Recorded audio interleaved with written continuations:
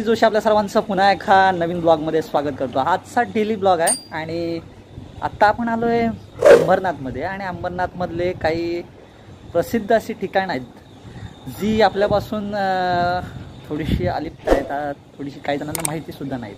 तर इथून जवळच शिवमंदिर आहे, वॉकिंग डिस्टन्सवर 5 मिनिटाच्या। तर त्या ठिकाणी आपण आता जाणार आहोत, पण सध्या तरी ते काय झालं आहे, शिवमंदिर बंद आहे।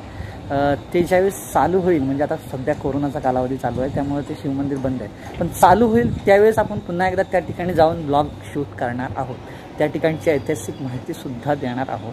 पण सध्या मी हा आजचा जो डेलीचा ब्लॉग आहे तो चालत आपण त्या मंदिराच्या आजूबाजूचा परिसर वगैरे आणि ती जी नदी बाजूने जाते ती सुद्धा बघणार आहोत।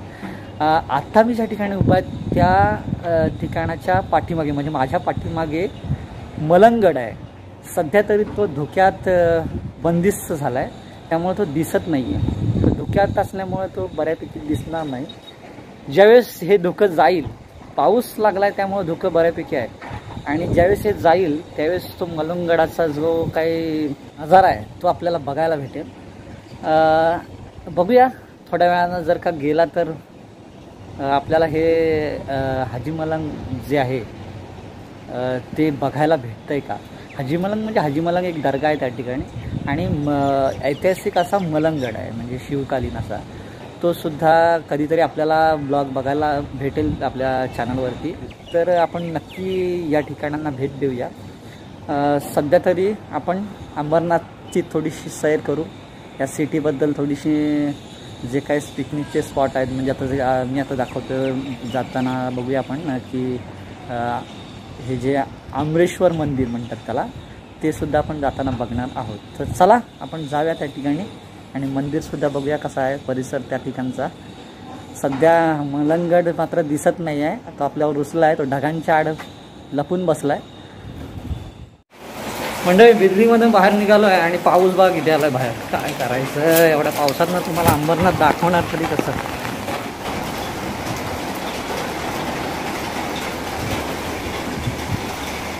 डेली ब्लॉग काढायचं म्हटलं ना लफडी होतात सगळे।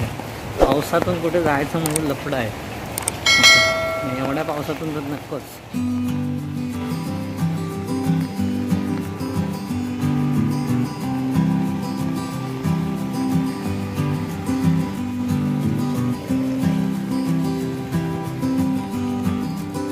तर मित्रांनो तुम्ही बघताय की पाणीच पाणी झालं आहे सर्व ठिकाणी।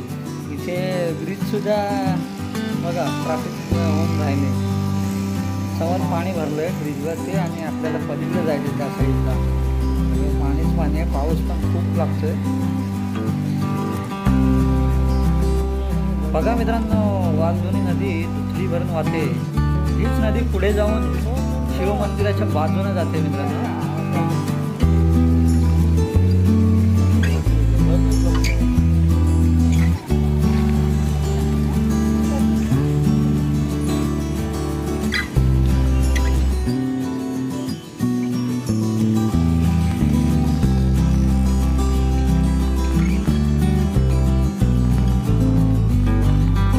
मी आता चाललो स्टेशनला, चालत म्हणजे मी मंदिरापर्यंत चालणार आहे, शिव मंदिरापर्यंत। आपल्याला डेली ब्लॉग बनवायचा आहे, नंतर मी स्टेशनला बसल्यावर तिथला थोडासा एक व्ह्यू घे, बघूया आपल्याला काय अंबरनाथमध्ये बघायला भेटतं। पाऊस बऱ्यापैकी लागतोय मित्रांनो। अंबरनाथसुद्धा बऱ्यापैकी आता डेव्हलप होत चाललं आहे। मुंबई या साईडला सरकत चाललं आहे, बघताय सर्व बिल्डिंग झालेले या ठिकाणी।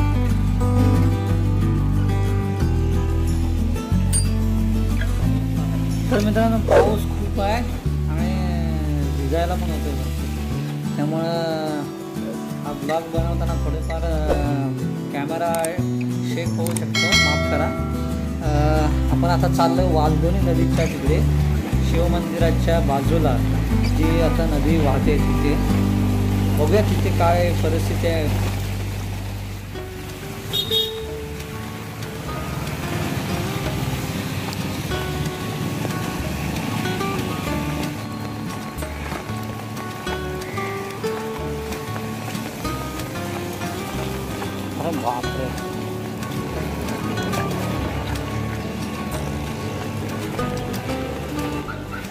अरे बापरे, काही या ठिकाणी तर पूरच आला आहे, पूर्ण पाणीच पाणी झालं आहे.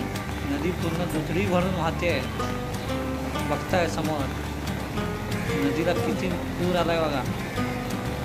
पूर्ण नदी भरून चालले, वाहते निश्चित. बघितलं ना आपण, या ठिकाणी पूर्ण ही नदी आटलेली असते. आणि आता बघताय तुम्ही बघा, पाऊस लागतो त्यामुळे नदी पूर्ण भरले, अशी भरले की पूर एवढा पूर आला की बघा काय विचारूनच नाही.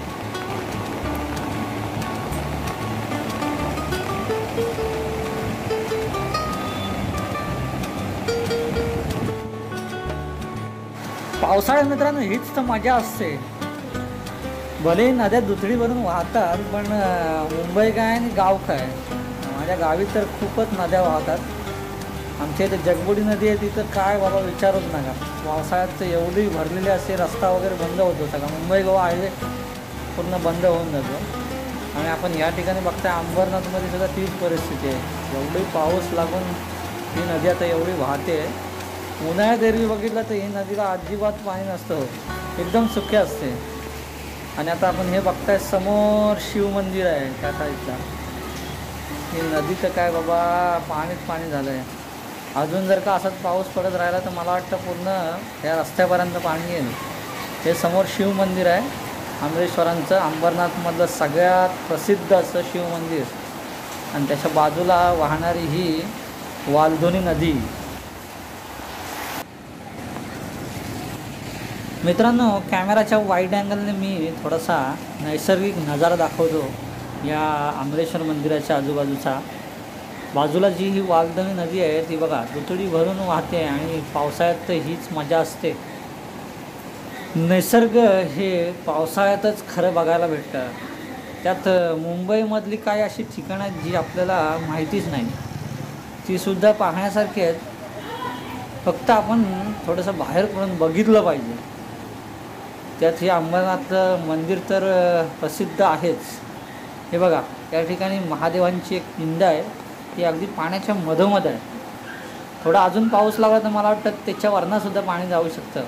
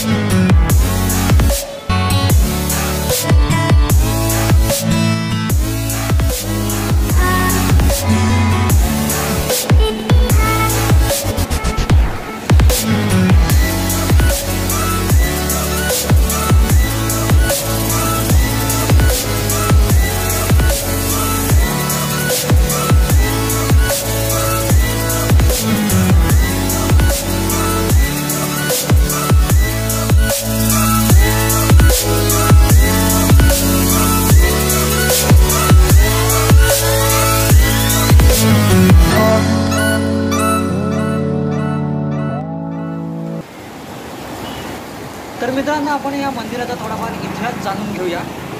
हे हेमाडपंथी असणारं मंदिर 11व्या शतकातील शिराहार या राजघराण्यातील चित्तहार राजाने बांधलं. त्यांनी या मंदिराची रचना करताना खूप बारकाईनं काम केलं आहे. यावरील असणारे कोरीव काम हे आपल्याला नजरेत भरतं आणि मन प्रसन्न करून टाकतं. अगदी बारीक नक्षीकाम आहे यावरती. आणि हे अंबरनाथमध्ये वालधुनी नदीच्या किनारी बसलेलं आहे. या मंदिराला आंबरेश्वर मंदिर असं सुद्धा नाव आहे. हे मंदिर खूप वास्तुरचनेतील उत्कृष्ट असा नमुना आहे. खूप प्राचीन असल्यामुळे या ठिकाणी श्रावण सोमवाराला सुद्धा खूप गर्दी असते. महाशिवरात्र असल्यावर या ठिकाणी उत्सव असतो. हे मंदिर खूप प्रसिद्ध असं आहे अंबरनाथमधलं. पर्यटकांसाठी तर आहेच. तर आपण नक्की या ठिकाणी कधीतरी भेट द्या येऊन. खूप सुंदर असं मंदिर आहे। सध्या तरी हे मंदिर बंद आहे, कारण कोरोनाचा प्रादुर्भाव असल्यामुळे या ठिकाणी येण्यास मज्जा आहे। आपण आतमध्ये तरी जाऊ शकत नाही मंदिर बघायला, पण आजूबाजूचा परिसर पावसाळ्यातून मी तुम्हाला दाखवण्याचा प्रयत्न करत आहे। तर मित्रांनो, हा ब्लॉग तुम्हाला कसा वाटला हे कमेंट करून नक्की कळवा।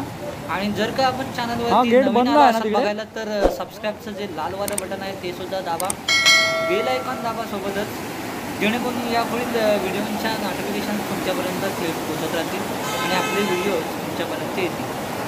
तर असा परिसर आहे अमरेश्वर मंदिराच्या बाजूचा।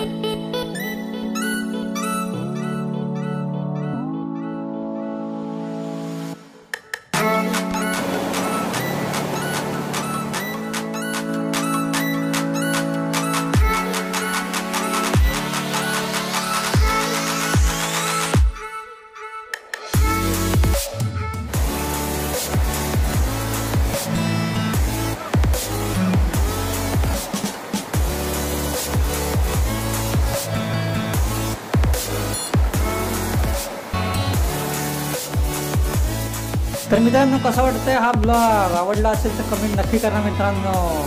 पाठीमागे आपल्या अमरेश्वराचं मंदिर आहे, जे अमरनाथ शिव मंदिर प्रसिद्ध असं त्या ठिकाणी तिकडे। तर आपण बघताय आजचा हा ब्लॉग अमरनाथमधून। खूप सुंदर असा परिसर आहे हा, आणि जी वालधुणी नदी अतिशय दुथडी भरून वाहते। चला आपण जरा मंदिराच्या परिसरात बघूया जाऊन।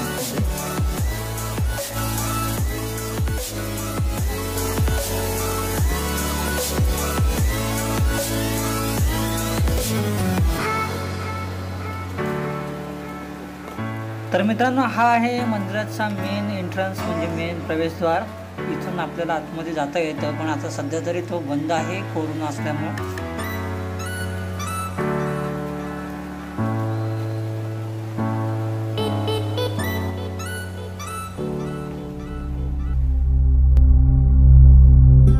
तर मित्रांनो, अजून एक अशी आख्यायिका सांगितली जाते की हे मंदिर एका दगडात 5 पांडवांनी एका रात्रीत बांधले। त्याचबरोबर हे मंदिर बांधत असताना सकाळची वेळ झाली आणि कोंबडं आरवलं। त्यावेळेस पांडव हे मंदिर अर्धवट सोडून अज्ञातवासात पुन्हा निघून गेले। या मंदिराच्या परिसरात एक भुयारी मार्ग सुद्धा आहे। त्या भुयारी मार्गाबद्दल काहीही सांगितलं जात नाही। सध्या तरी हे भुयारी मार्ग बंदिस्त आहे। मित्रांनो, या मंदिराला आपण एकदा तरी भेट द्याल, कारण मुंबईमधल्या धक्काबुक्कीच्या जीवनात अगदी अंबरनाथमध्ये सुद्धा इतकं वास्तुकौशल्य आपल्याला या मंदिराच्या स्वरूपात बघायला भेटतं, जे 11व्या शतकातील आहे।